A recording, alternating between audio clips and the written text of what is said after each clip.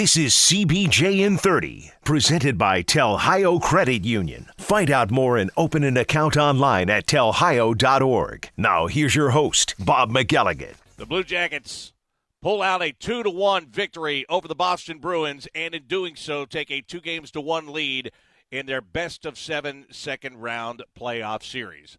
Welcome to CBJ in 30 Live, presented by Telhio Credit Union. I'm Bob McElligott. I'm going to be honest with you. Last night, in the final moments of that game, right at the end of the third period, the Boston Bruins are inside the Blue Jacket zone. They've got the goaltender pulled. They are passing the puck around. They are getting it to the net. The Blue Jackets are blocking shots. Sergei Bobrovsky's making saves. They get the puck into the corner, and the Blue Jackets trap it there. But you know it's going to come out. And I'm having flashbacks of game number 81 in New York against the Rangers. Blue Jackets trying to close things out. And what happens with 6-point-some seconds left, the Rangers pull the puck off the wall, and they find a way to get it into the net with the extra attacker on. And I'm having flashbacks as that's happening because I'm watching the Bruins and the way they're controlling things and the way that they're putting the press on with the clock ticking and time going down. And I'm watching the Blue Jackets tie that puck up, and I know it's going to come out. Like, you could just tell it's going to come out. And with 5 seconds left, it does. And there's going to be one more chance. And Sergei Bobrovsky does the job, and the Blue Jackets end up winning the game. And I was fine while all of that was going on. I was fine. I was locked in. I'm doing the game. There's adrenaline within you, but you're locked in. You're just describing and calling what's going on and trying to, stay with it and get the description as perfect, get it down as perfectly as you can. And then it's over. And then there is the elation of the win. And then as I make my way downstairs, there is relief. And I've got to tell you, when I was downstairs waiting in the hallway to go into the dressing room to do post-game interviews, I was more – my heart was beating faster then than it was during the final minute of the game. And it's crazy, but you're locked into the game. And I could just imagine how the players are. Now, the players can't even see the doggone clock. They know time is running down. And they're just trying to do everything they can to get that clock to zeros. But you're doing your job. And while you're in the middle of doing your job, that's all you concentrate on, right? But, they had to feel like $1 million at the end of that game. That was impressive. That was a playoff victory. That is exactly what we expected to see out of this series. Two teams, evenly matched. Everything is going to be nip and tuck the entire way. And the Blue Jackets have now taken the lead in the series. A series that is far from over, I'll tell you, in case you didn't already know, in case you couldn't figure that out from watching the way that the first 3 games have gone down. And that's a game last night where, there are a couple of different things. I know the Boston Bruins are saying, well, we hit a couple of posts, an inch or two here, an inch or two there, maybe we win the game. The Blue Jackets are saying, well, the goal that they got maybe shouldn't have even counted.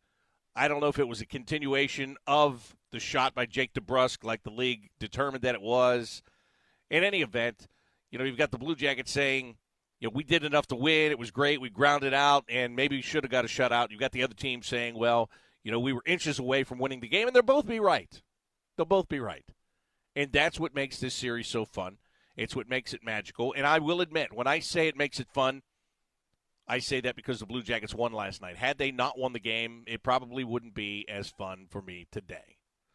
Nor would it be as fun for you. And those are just facts. And that's the way it goes. And that's why today we're going to look at the Blue Jackets angle of this thing all around. Coming up, I'm going to talk with Jeff Swoboda. He's the Jackets insider. He covers the team for BlueJackets.com. And then later in the show, I will speak to one of my broadcast partners, Jean-Luc Grand-Pierre, is going to join me, and we'll further break down what happened last night between the Blue Jackets and the Boston Bruins. But there was no lack of excitement in that game, and the atmosphere was exactly as predicted. Exactly as predicted. And let me tell you something in case you don't know. The world is watching, and the world is noticing. The hockey world is noticing Columbus, Ohio, big time, because of the atmosphere at Nationwide Arena during these playoff games. And it is unreal. Jody Shelley was down between the benches last night as we did the radio broadcast, and I can't even count the number of times that he said, I've never heard anything like this, because actually he couldn't hear me half the time because it was so loud down there. And this comes from a guy that played not only in Columbus, but, hey, he played in San Jose in the Shark Tank, which is a really loud building. He played at Madison Square Garden for the Rangers. He played in Philly with the Flyers. Those are some loud crowds. All three are loud crowds. And last night, you topped them. You topped them. And I know that you're going to do it again tomorrow. I know that for a fact. No doubt in my mind. It's going to happen again tomorrow.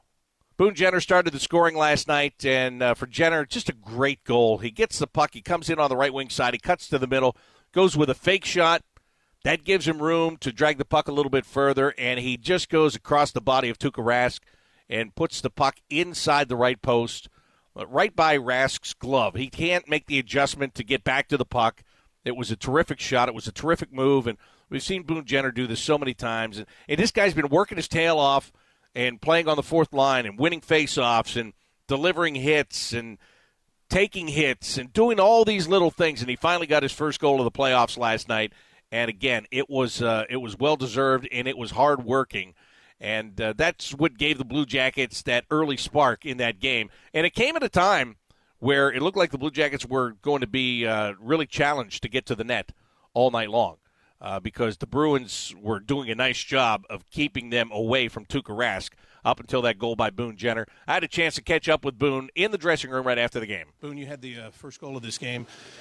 A huge goal, especially at the time where they were trying to shut you guys off from that net. You find a way to get there and get the 1-0 lead. Just to have a little breathing room early, how much different did that make the game? Yeah, our start was, not ideal, I don't think, to the way we wanted to play, but I think that penalty kill, we got some momentum off it, and able to get that first one, which is always big. The special teams continue to be huge in this series. You mentioned the penalty kill, another power play goal here. That turns out to be the difference maker. And right now, it's just, you can see the confidence oozing out of this team. What's changed here with the group that you just seem like you can do whatever you want? Yeah, no, we're focusing on it, obviously. Like I said, that penalty kill is a good chance for us to get momentum. And, us going out there, we want to get that for our team. So, and then with the power play, they're just they're feeling it. You can see I think it was almost 2 minutes in zone when they were making plays and scrums around the nets. They're just making really good plays, shooting when they should shoot, and yeah. From the time Tuukka came out of the net in the last couple of minutes until the final horn sounded in this game, how intense were those minutes? And to an extent, because you win the game, how fun were those minutes? Yeah, it's definitely intense. A couple icings, a couple big face-offs. I think guys really bought in there and, just got the job done, got it out. Bob made some good saves and got some blocks, some good hard plays by guys, and that's what it takes. And the funny thing is, even after all this hard work, you're only halfway there, and it's going to be a long haul. Yeah, for sure. We'll just get ready to go again on Thursday. Learn from this, move on, and focus up for that one.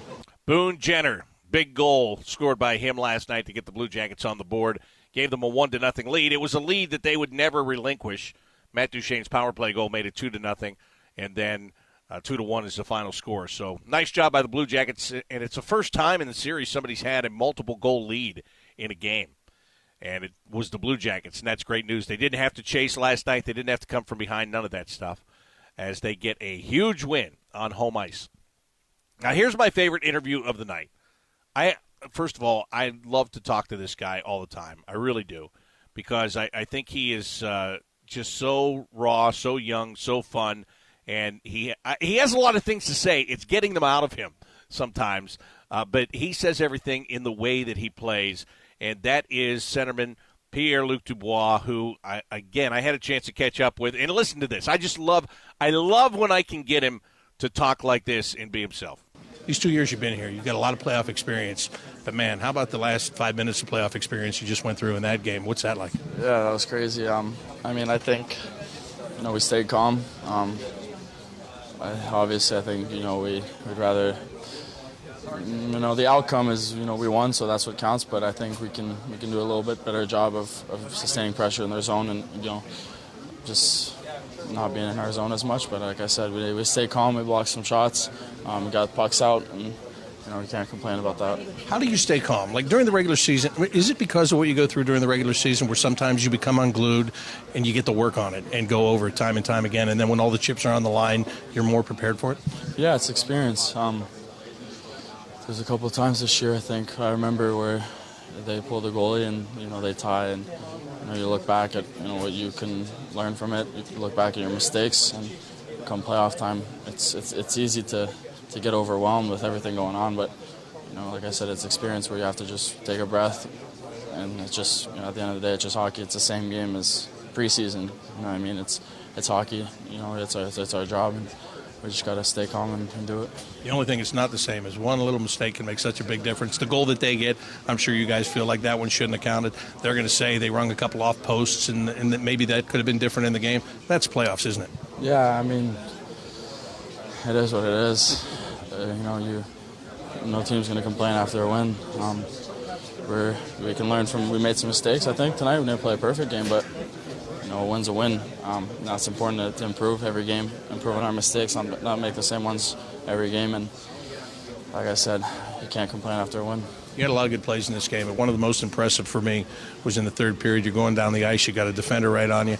You reach out with one hand, you drag that puck on the backhand, and you're just able to get it deep. You're just able to get it to the boards, and it's about keeping the clock going and running time and keeping it away from them. It's not a glorious play, it doesn't get on the highlights, but those are the plays you have to make, aren't they? Yeah, it's big plays we talk about.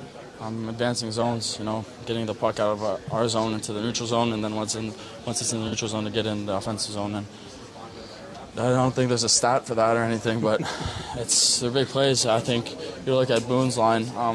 I think every shift, they advance the puck out of each zone, one zone at a time. So it's not it's not the most exciting thing. It's not on the stat sheet, but it's when the game finishes 2-1.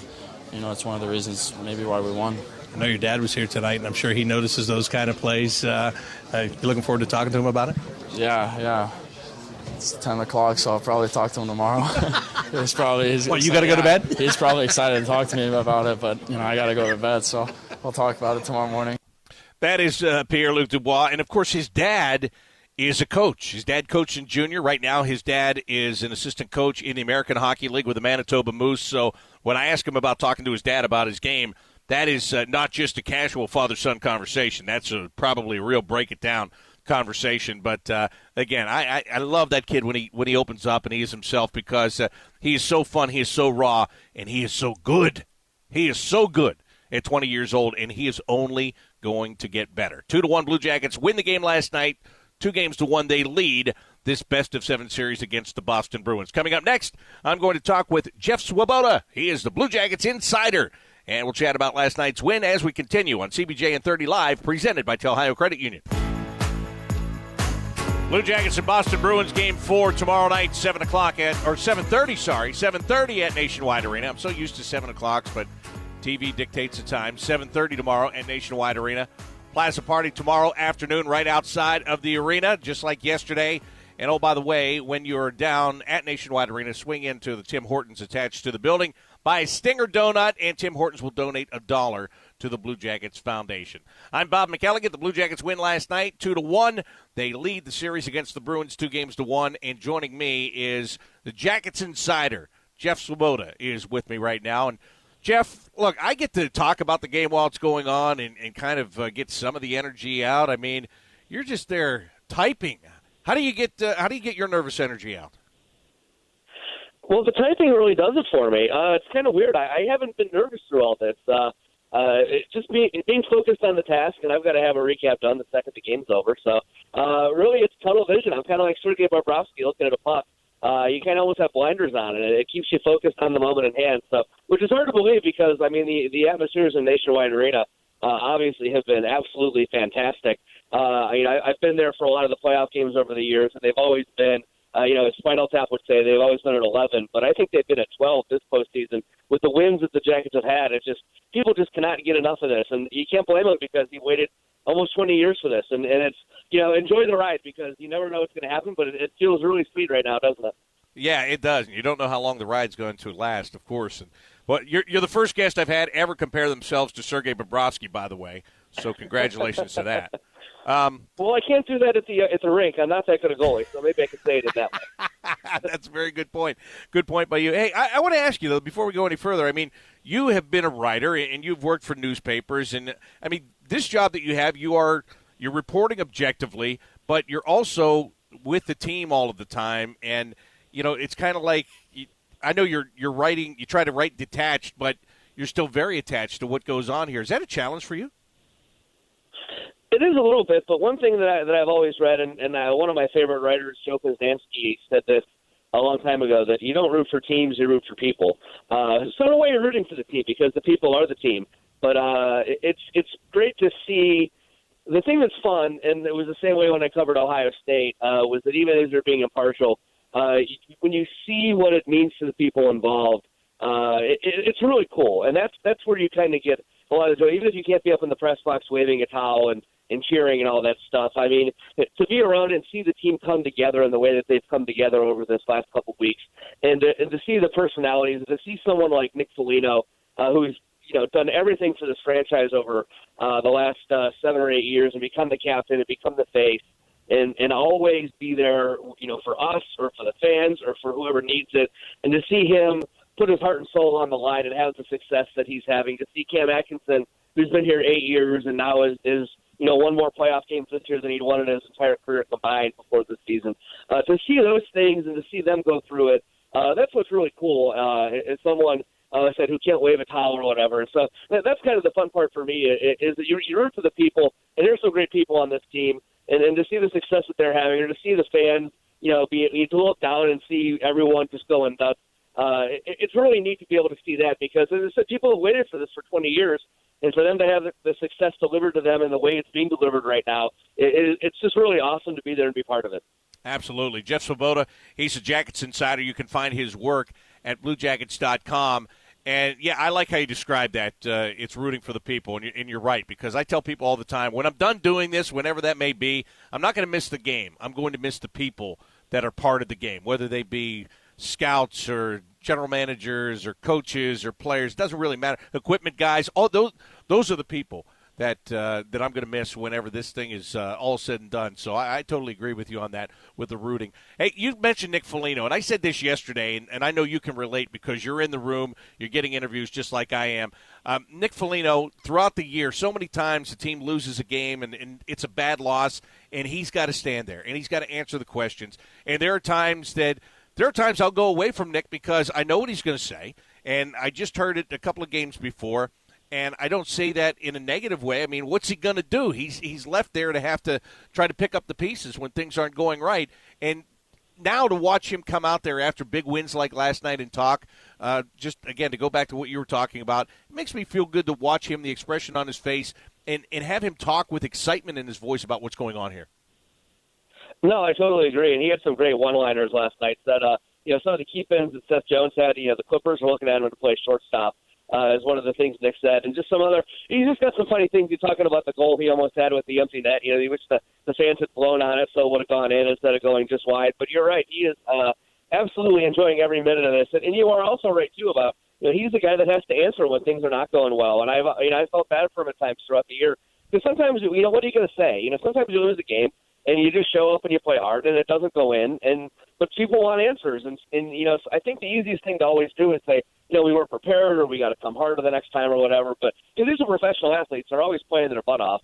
Sometimes you can't answer why you lost. Sometimes you just lose. Whereas sometimes you just win. Sometimes the games are as even as they are right now, and the puck goes in one more time than it does to the other team, and you win.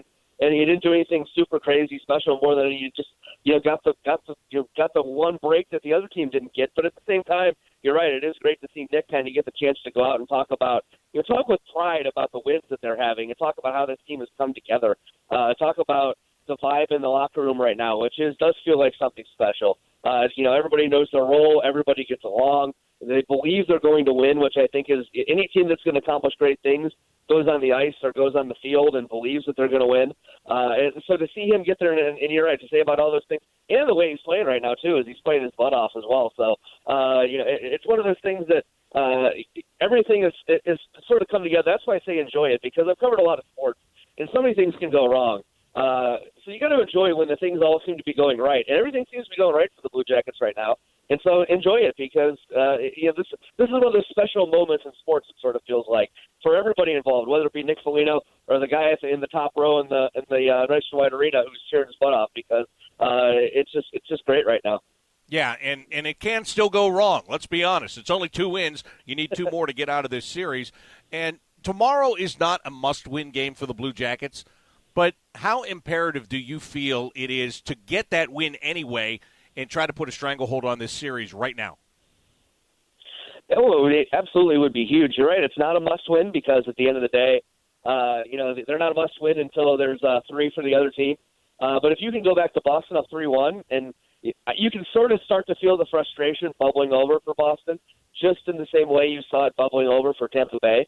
With that Brad Marchand swipe at Scott Harrington last night is almost a Nikita Kucherov boarding penalty in a little bit of a way. Is that you're starting to see these guys really get frustrated, whether it's the relentless nature of what the Blue Jackets are doing on the forecheck, or whether it's just not being able to beat Sergei Bobrovsky, or whether it's the in-the-face style the Blue Jackets are playing. They're frustrating the heck out of these really good teams right now. And you're starting to see it. Brad Marchand doesn't, have a goal in this series. Patrice Bergeron doesn't have a goal in this series. David Pastrnak has won, but it just went off his skate, and he didn't really have anything to do with it.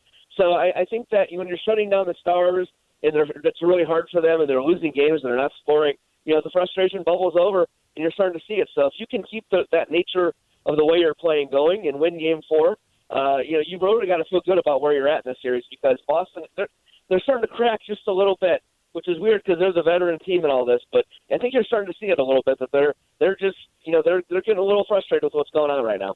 Yeah, they're getting frustrated, and the theory is when you have a team that went through a 7-game series, in and around Game 4 of the next series is when that wear and tear and fatigue starts to show. So it'll be interesting to see if the frustration and maybe some fatigue creeps in for the Boston Bruins. But we do know this. They are not going away. It's going to be a fight to get the final 2 wins in this series. Jeff, thank you so much. Appreciate it, buddy, and I'll see you at the rink later. All right, anytime, Bob. Jeff Svoboda. He's the Jackets Insider. You can find him on Twitter at Jackets Insider. You can find all of his work and the writing that he does at BlueJackets.com. Coming up next, Jean-Luc Grand-Pierre. Yes, we bring him in for the playoffs because he's an absolute expert. And now I'm going to bring him to this show, and we'll talk about what the Blue Jackets did last night. Get a player's perspective, too, on what's going on, as Jeff was just talking about the frustration factor. Jean-Luc's been there. He's been on the ice at times when it's I'm sure it's frustrating when you're playing what you feel is your best hockey and you just can't get the job done. So Jean-Luc Grandpierre joins me as we continue with CBJ in 30 Live. By the way, it is presented by Ohio Credit Union, and let me tell you about them for just a second. For over 80 years, they have been taking care of their members. They have been putting people above profits. They have made sure that your money is taken care of, whether it's personal or business. It doesn't matter. They have plenty of services for you, from a checking account or a CD to a savings to a personal loan or a business loan. Whatever it is that you need in the way of your finances, they can help you. They can help you figure out what it is. They can help you get to where you need to go. And all you have to do is go on their website, telhio.org. You can find all the information. You can click on the Live Help tab if you'd want to, a live chat, and they will come on and talk with you, talk you through anything, or stop by one of their local branch offices. Ohio Credit Union is open to everyone in central and southwestern Ohio. They're federally insured by NCUA. Jean-Luc Grandpierre joins me next as we continue with CBJ in 30 Live, presented by Ohio Credit Union. 7:30 tomorrow night, the Blue Jackets and Boston Bruins resume their playoff series. The Blue Jackets lead at 2-1.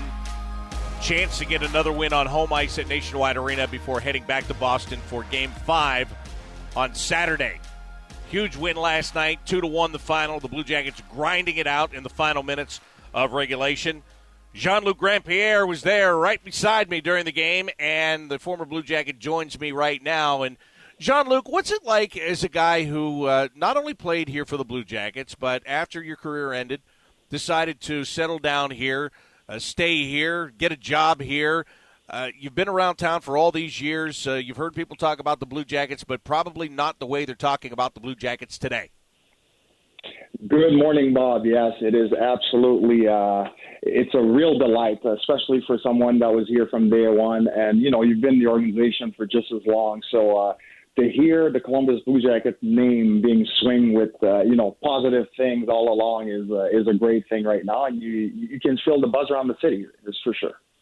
All of a sudden, all your neighbors remember you used to play for the Blue Jackets, right?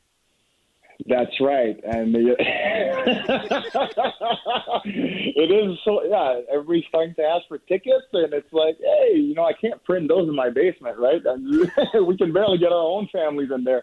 So yeah, it's kind of funny, but I ran to a lot of people. Even this morning, I was at the gym, and people were just talking about the Blue Jackets left and right. They're watching the replays from yesterday on the TV. That's something really unique and really something to embrace. And hopefully the players can feel it as well.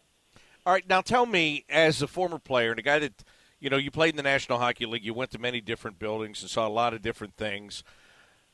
The atmosphere at Nationwide Arena, I know we keep on harping on it, but honestly, Jean-Luc, I don't know how it can be better. We were in Boston. Boston is an Original Six city. I thought in Game 1 on Thursday that it was pretty loud. It was pretty good. On Saturday, I didn't notice it as much. Brandon Dubinsky made his comment after that game on Saturday that he knew that Nationwide Arena would be louder than Boston, and everybody represented. Nobody let anybody down. It was unbelievable. What is it like, again, for a guy that's been on the ice in big buildings at big times? Now you're sitting upstairs. How impressed are you? It's really impressive. It feels like a big party in Nationwide right now. And even with our headsets, I remember yesterday, Jody couldn't hear you. He couldn't hear himself talking. It was straight, get the volume up, up, up. It's something that's it's really unbelievable to really see the crowd being in the game. And obviously, with the team performing well on the ice, it always helps to stay in the game, because if it's a 5-0 blow-up for Boston, the crowd will not be probably as supportive. But that's one of the things that really impressed me with the Blue Jackets so far is their home record, because we all know going into the playoffs, everybody was a little nervous about how they would perform at home. And I will tell you, the fifth line has been a huge add-on for the confidence of these players right now. Talking with Jean-Luc Grand-Pierre. He is working as an analyst on the Blue Jackets radio network here during the playoffs. Just what about the style of play of the game right now? And again, you were a rugged defenseman when you played. You're watching David Savard jump in front of shots, Seth Jones jump in front of shots, Zach Werenski, when he needs to, is doing it. And then you've got Scott Harrington, who, by the way, I love. If somebody said to me, okay, who's one guy right now that just really jumps out at you? It's Scott Harrington, because this guy couldn't crack the lineup for 2 years. And now he is playing such an important role in these playoffs. And John Tortorella has said it before about Scott. He said, look, what he lacks in the skill of the game, he makes up for in his competitiveness. And you see it every single night that he plays. He makes a mistake, and he makes up for the mistake just because he will not be kept out of the play. He knows what he did, and he knows he's going to fix it, and he does it right away. So all those guys just and I mentioned all the guys on the back end because they're blocking shots like it's going out of style right now. How impressed are you with that? It's really impressive, and the cool thing, Bob, is in the playoffs, it's a different game, right? And that's when you see those blue-collar guys being a huge option, and that is the mentality that John Tortorella has as a coach. And, if John Tortorella was a player, he probably would have been that guy that throws his face in front of shots, going through the wall, doesn't care about your size. And you can really see these guys. You look at Boone up front that's playing like that right now. You got Scott Harrington on the back. You got David Savard, the bearded man, doing the same thing. They're blocking shots. And blocking shots hurt. I mean, a lot of people listening right now think, oh, you get hit by chair, it's going to hurt. Trust me. Blocking 100 miles an hour clapper on the back of your leg hurts way more than getting hit. I'll take the hit anytime. But, again, it's desperation, and the guys are willing to do whatever it takes to win. And when you look at the defensive core, Jean-Luc, come on, let's be honest. Ryan Murray hasn't played for months. Adam McQuaid, who they acquired at the trade deadline to be a big-bodied, physical defenseman who has won a Stanley Cup and bring that experience, he hasn't played now in several weeks. Those are two big pieces that are missing. Marcus Nudavara has been out since the Tampa Bay series. You've got, I mentioned Harrington, Dean Kukin is getting big minutes. Adam Clendenning had never played in a Stanley Cup playoff game in his life until he stepped in Game 3 against the Tampa Bay Lightning. Usually, if you're down 3 defensemen in the playoffs, you're in big trouble. How are they doing it? I think it's that next man up mentality. And again, it comes back to the new management and the team and John Torella and the leadership on that team. They don't want to talk about who's not playing. They want to talk about who's in the lineup, who's ready to step in and do their job. And again, credit to the organization as a whole, because obviously Bill Zito has done a great job developing the Cleveland system to get these guys ready to go if any injuries occur. And would it be nice to have Nudavara, McQuaid, and Ryan Murray in the lineup? Absolutely. But even when the Blue Jackets lost Game 1, if someone would have asked Torts, hey, does it hurt not to have Nudie in the lineup, or et cetera, he wouldn't make any excuse. It doesn't matter. They're not playing. The guys that are playing have to do their job, and everybody is doing that right now. So that's great. With Jean-Luc Grand-Pierre, and I want to ask you about tomorrow night's game. The Boston Bruins, we know they're not going away, and the Blue Jackets want to get another home win and try to really set themselves up in this series. But how do you see tomorrow's game playing out? How ferocious are the Boston Bruins going to be? They're not going to want to go back home with a 3-1 deficit. So they're going to show up, and we know their team, you never can count them as beaten. They showed it again yesterday. The last 3 minutes were a little scary for the fans and even for us upstairs, because, you could see them really surging and coming back. It's a team that never quits, and that's what really making this series so special is you have really two teams that have the same mentality, above the same skill level. Right now, the goaltending, I believe, is making a big difference because Sergei Bobrovsky is spectacular. But, again, I expect another one-game goal, maybe another overtime. It's going to be tight, but I think the Blue Jackets are playing with such confidence right now. They'd never count themselves out. And even yesterday when they were up 2-1, which was very, unfamiliar for them so far in that series because they've always were tied or, coming from behind, you could see that they kept their composure and were able to, wrap it up and win the game. Speaking of composure, one guy that didn't keep his was Brad Marchand last night.